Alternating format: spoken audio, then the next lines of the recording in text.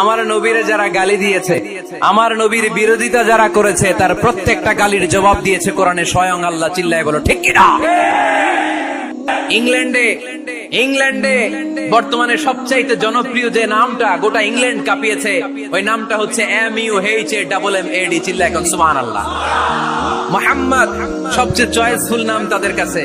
তোরা বলিস আমার নবী নির্বংশ, লেজ কাটা, তোদের 14 গোষ্ঠীর আমি নির্বংশ বানায় দেব। তোদের নাম নেয়ার মতো কেউ থাকবে না। তোদের নাম নেবে আর মানুষ থুতু ফেলবে। চিল্লায় বলো ঠিক কিনা? আমার নবীর নাম নেয়ার সাথে সাথে সেখানে দুরূদ আছে না নাই? রাসূল সাল্লাল্লাহু আলাইহি ওয়াসাল্লাম যেদিকে যেতেন চারদিক দিয়ে লোক ভিড় করত। আমার নবীর নূরানী চেহারাটাকে একটা নজর দেখার জন্য মানুষ পাগল হয়ে ছুটে আসতো। ফাবিমা রাহমাতিন মিনাল্লাহি লিনতা লাহুম। কোমল হৃদয়ের অধিকারী। উনার ভাষা যখন বের হয় যেন মুখ দিয়ে মুক্তা ঝরে। উনি যখন তাকায় চোখ দিয়ে যেন নূর বের হয়। উনার চেহারার নূরের ঝলকানি কাফেরদের হৃদয়টারে মুহূর্তের মধ্যে ঠান্ডা করে দেয়। উনার কণ্ঠের সুমধুর তেলাওয়াত কাফেরদের হৃদয়টারে উজালা করে দেয়। ফাবিমা রাহমাতিন মিনাল্লাহি লিনতা লাহুম। নবী আমার রহমতে আপনি অনেক কোমল হৃদয়ের অধিকারী। আমার নবী এত দিলদরিয়া, কাফেররাও যাতে কালেমার পথে চলে আসে কাফেরদের পিছনে পিছনে ঘুরতেন। ছোট বাচ্চারা রাতে না খেয়ে ঘুমায়, সারা রাত না খাইলে ক্ষতি হবে না? গ্যাস্ট্রিক হয়ে যাবে না? দেখবেন মা পিছনে পিছনে ছোটে, বাবা আয়, বাবা একটু খা, খায় না, ছেলে ঘুমায় যায়। মাটা পাগল পাড়া হয়ে ছোটে।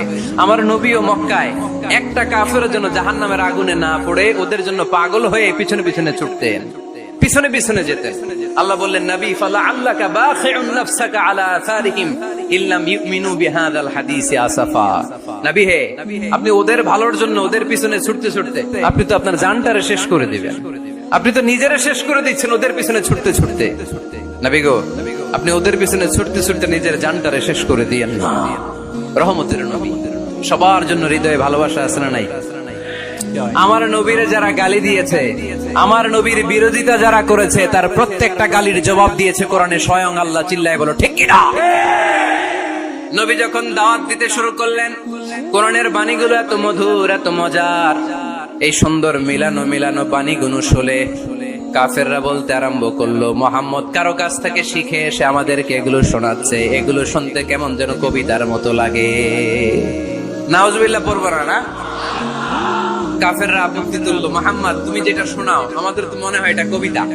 সাথে সাথে আল্লাহ ওদের দাঁত ভাঙা জবাব দিয়ে আয়াত নাজিল করে বললেন, ওয়ামা আল্লামনাহু আশ-শি'রা ওয়ামা ইয়ানবাগি লাহু ইন হুয়া ইল্লা যিকরুন ওয়া কুরআনুম মুবিন।